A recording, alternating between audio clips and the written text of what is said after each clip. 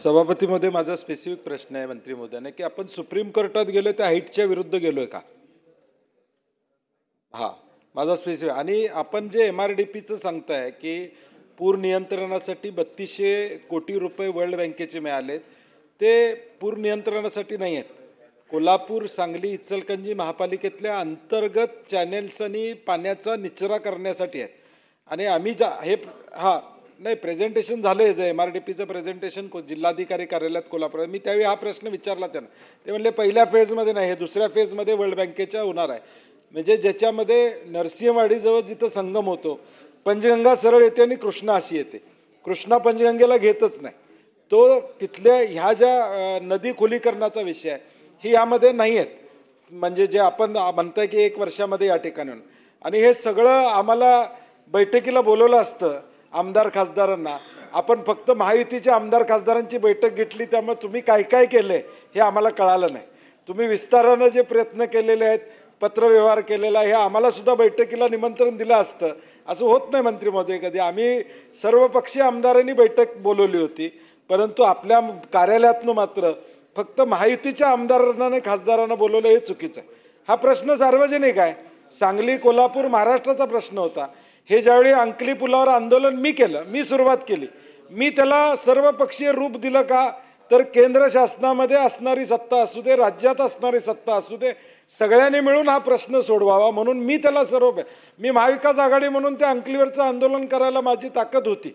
माझी काय ताकद कमी नव्हती. परंतु सर्वपक्षी म्हणून जे आपण आत्ता खुलासा केला, त्याचा खुलासा ही लक्षवेधी टाकण्याचीच वेळ आली नसती जर बैठकीला आपण बोलवलं असतं आणि आम्हाला जर समजावून सांगितलं असतं हे उपाययोजना केलेल्या आहेत, तर यामध्ये पुढं काय. आणि दुसरी एक विनंती मंत्री महोदय मला आहे की आपण ज्या उत्तराखंडच्या आपल्या नॅशनल इन्स्टिट्यूट ऑफ हायड्रोलॉजी ह्यांच्याबरोबर आमची एक बैठक करून द्या. आमचा ज्याच्यामध्ये अभ्यास आहे, कारण की फक्त अलमट्टीचा विषय नाही, हिप्परगीचा देखील विषय यामध्ये आहे. हिप्परगीचं बॅकवॉटर याचाही अभ्यास करणं गरजेचं आहे. आणि अगदी शशिकांत म्हणले तसं कराडपर्यंत या सगळ्या गोष्टीचं आहे. त्यामुळे आमची एखादी बैठक या लोकांच्या बरोबर जर लावून दिली तर आम्ही चांगल्या सूचना देऊ. योग्य वाटल्या तर शासनानं त्या ठिकाणी स्वीकाराव्यात. त्यामुळे याला राजकीय कुठलाही रंग न देता हा जिल्ह्यांचा प्रश्न आहे, या दृष्टीनं आपण सकारात्मक भूमिका घ्यावी अशी आमची विनंती.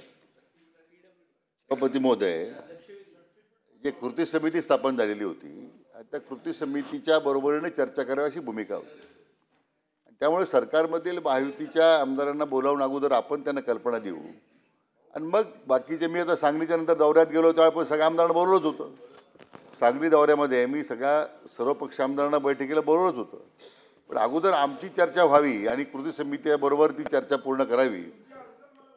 आणि म्हणून सभापती महोदय, अडचण काही नाही आहे.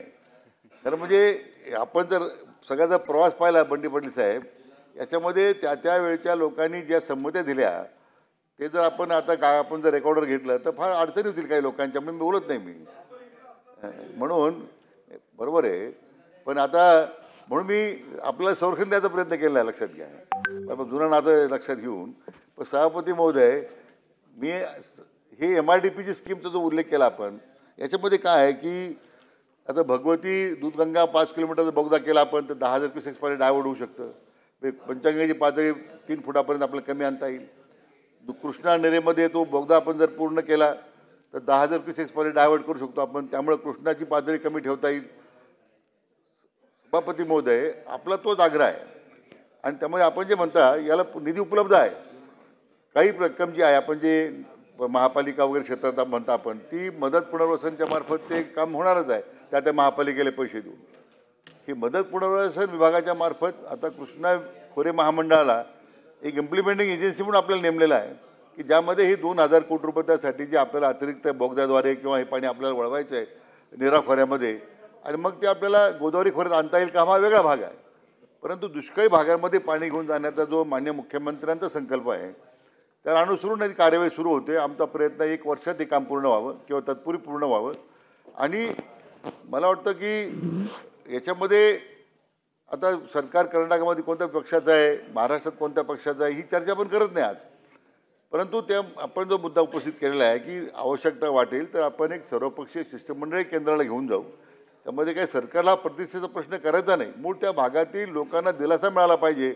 सांगली कोल्हापूर जिल्ह्यातील शेतकऱ्यांना नागरिकांना ही सरकारची भूमिका आहे. अशाच नवनवीन अपडेट्ससाठी डिजिटल कोल्हापूर चॅनेलला सबस्क्राईब करायला विसरू नका.